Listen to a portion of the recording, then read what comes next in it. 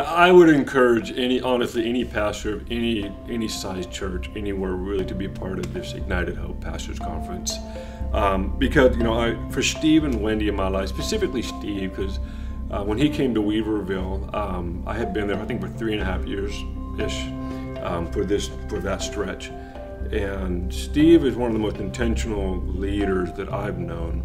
And if I were to look back on my life, I would probably pick 3 to 5 people that were very instrumental in my leadership. Steve is by far in that list, there's no question. I think what he did, he was super intentional with me. So every week we met. I was the associate pastor, he was the senior guy, and he met and would always constantly, he put a hunger in me to grow as a leader. I don't think I never had the hunger, but I wasn't as intentional until Steve came in my life. And he put this desire to always grow. And so it's like, man, I gotta always grow. So Steve was very intentional in that.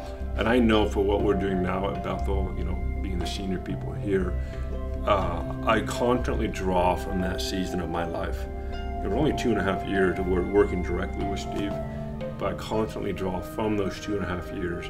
And I'm constantly just pulling from that season, which is a very short season, into what we're doing now.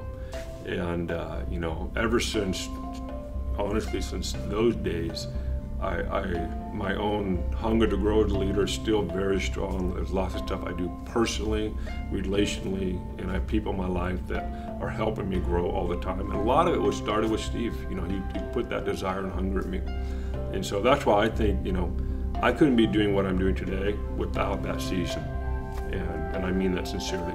So that's why I encourage anybody to be a part of this, because you will be affected greatly.